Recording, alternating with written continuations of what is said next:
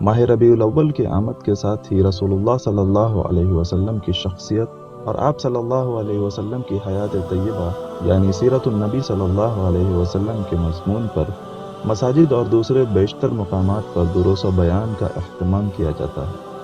تمام انبیاء کے سردار حضور اکرم صلی اللہ علیہ وسلم کی عظمت اور فضیلت پر بہت کچھ لکھا اور کہا گیا ہے، اور جب تک دنیا قائم رہے گی تب تک آپ صلی اللہ علیہ وسلم کے اوصاف حمید بیان کیے جائیں گے۔ آپ کے اوصاف انسانیت اور مخلوق کی معراج کے باعث ہیں۔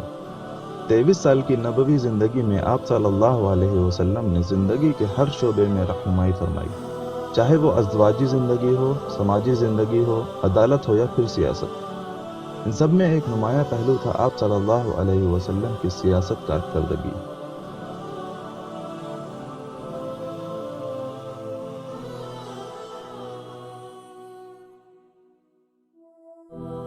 اکثر لوگ لفظ سیاست کو منفی نقطہ نظر سے دیکھتے ہیں، اور وہ اس لیے کیونکہ موجودہ معاشرے میں نافذ سیاست لادینیت، مفاد اور خود غرضی پر مبنی ہے۔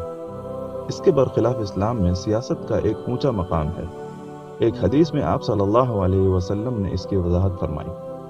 ابو ہریرہ رضی اللہ عنہ سے مروی ہے کہ آپ صلی اللہ علیہ وسلم نے فرمایا، کانت بنو اسرائیل تسوسهم الانبیاء کلما حلق نبی خلقہ نبی وانه لا نبی بعد وسيكون خلفاء فيكثرون قالوا فما تعمرون يا رسول الله قال فو ببيعة الأول فالأول أعطوهم حقهم فإن الله سائلهم أما استراعهم۔ کہ بنی اسرائیل کی سیاست انبیاء کیا کرتے تھے، جب ایک نبی کی وفات ہوتی تو دوسرے نبی آتے، لیکن اب میرے بعد کوئی دوسرے نبی نہیں آئیں گے، بلکہ میرے بعد خلفاء آئیں گے اور وہ کثیر تعداد میں ہوں گے۔ صحابہ نے دریافت کیا، یا رسول اللہ صلی اللہ علیہ وسلم، آپ ان سے متعلق ہمیں کیا حکم دیتے ہیں؟ آپ صلی اللہ علیہ وسلم نے فرمایا، ایک کے بعد ایک جو پہلے آئے ان کو بیعت دو، ان کو ان کا حق دو، اور اللہ سبحانہ وتعالی قیامت کے دن ان سے ان کے ماتحتوں کے بارے میں سوال کرے گا۔ سیاست کے معنی عوام کی دیکھ ریکھ کرنا ہے۔ عربی زبان کی مشہور ڈکشنری القاموس المحیط میں امام فیروز آبادی فرماتے ہیں، عوام کے معاملات کی دیکھ ریکھ کرنے سے مراد یہ ہے کہ ان کو حکم دے اور ان کو روکے۔ اس کا مطلب امر بالمعروف اور نہی عن المنکر، یعنی بھلائی کا حکم دے اور برائی سے روکے۔ نبوت کا ظہور ہونے سے قبل نبی صلی اللہ علیہ وسلم غار حرا میں معاشرے کے کفر، جاہلیت، ظلم و ستم پر فکر مند تھے، اور جب نزول وحی کا آغاز ہوا تب آپ صلی اللہ علیہ وسلم نے دین اسلام کے عقیدے کی بنیاد پر معاشرے میں اصلاح کا کام شروع کیا۔ آپ شروعات میں مخفی طور پر لوگوں کو دین اسلام کی دعوت دیتے، اور پھر جب اللہ کی طرف سے حکم آیا کہ اعلانیہ اسلام کی دعوت دی جائے، تب آپ صلی اللہ علیہ وسلم نے معاشرے میں ہونے والے شرک، ظلم، فریب، دھوکے کو چیلنج کیا اور اس کی کھلے عام مذمت کی۔ کئی آیات جو نبوت کے شروعاتی دور میں نازل ہوئیں ان کی وضاحت کرتی ہیں۔ معاشرے میں جو سماجی برائی تھی ان کو تنبیہ کرتے ہوئے سورہ تکویر میں اللہ رب العزت فرماتا ہے، وَإِذَا الْمَوْعُودَةُ سُئِلَتْ بِأَيِّ ذَنبٍ قُتِلَتْ، اور جب زندہ دفن کی جانے والی بچی سے پوچھا جائے گا کہ کس جرم میں اسے قتل کیا گیا۔ اسی طرح معاشی دھوکہ دڑی کو تنبیہ کرتے ہوئے قرآن فرماتا ہے، وَيْلٌ لِّلْمُطَفِّفِينَ، برباد ہو ناپ تول میں کمی کرنے والے۔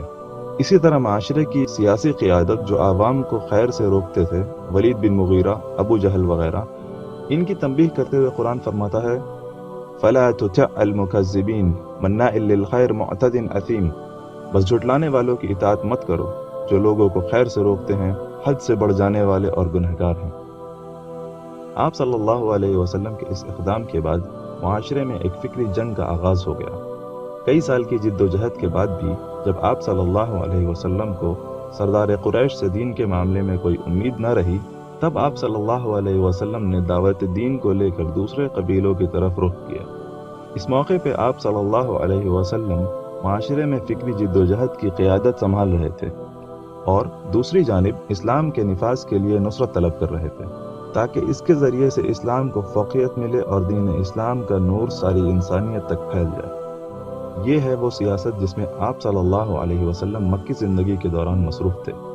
مقصد صرف یہ تھا کہ تمام مخلوق خالق کائنات کے بھیجے دین کے تحت زندگی گزارنے لگے۔ بالآخر جب یثرب کے قبیلے اوس اور خزرج نے نصرت عطا کی، تب آپ صلی اللہ علیہ وسلم نے ہجرت فرمائی اور مدینے میں ایک اسلامی ریاست تشکیل دی۔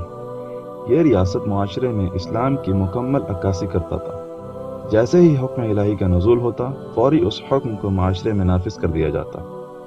بدر، احد، احزاب اور مختلف غزوات کا مقصد صرف یہ تھا کہ ہر وہ رکاوٹ جو اللہ کے دین کو انسانیت تک پہنچانے میں دشواری پیش کرے، اس کو ہٹایا جائے۔ سن 6 ہجری میں ہونے والی صلح حدیبیہ رسول اللہ صلی اللہ علیہ وسلم کی سیاسی حکمت عملی کی عظیم مثال ہے۔ صحابہ اس کو کمپرومائز سمجھ رہے تھے، لیکن رسول اللہ صلی اللہ علیہ وسلم کا مقصد یہ تھا کہ قریش کے ساتھ ایک عارضی ٹریٹی کر لیں اور پھر قریش کی مداخلت کے بغیر دوسرے عرب قبیلوں تک دین اسلام پیش کیا جائے۔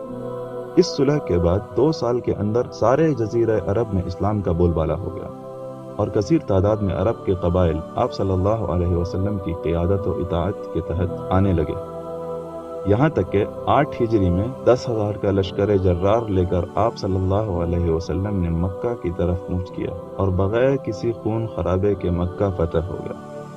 ایک وقت تھا جب آپ صلی اللہ علیہ وسلم کو مکہ چھوڑ کر ہجرت کرنا پڑا تھا، اور پھر ایک وقت آیا کہ قریش کے سردار ابو سفیان آپ صلی اللہ علیہ وسلم کی کفالت میں آنے کے لیے دوڑ دھوپ کر رہے تھے۔ اس کے بعد سارے عرب میں آپ صلی اللہ علیہ وسلم کی قیادت اور اللہ کے دین کا نفاذ مکمل ہو گیا۔ اس کے بعد آپ صلی اللہ علیہ وسلم نے جزیرۃ العرب کے باہر دنیا کے طاقتور حکومتوں کو خطوط لکھ کر اسلام کی دعوت پیش کی، اور اس طرح اس عمل کی بھی بنیاد ڈال دی کہ دین اسلام عرب کی سرحدوں سے باہر دنیا کے دوسرے علاقوں تک پہنچے۔ آج پھر دنیا ظلم و ستم کے اندھیروں میں گم ہے، اور ضرورت اس بات کی ہے کہ مسلمان دین اسلام پر مبنی اور رسول اللہ صلی اللہ علیہ وسلم کے طریقے پر چل کر وہ سیاست کی نشاط ثانی کے لیے کام کریں جو انسانیت کو ظلمات سے نکال کر اسلام کے نور سے منور کر دے گا۔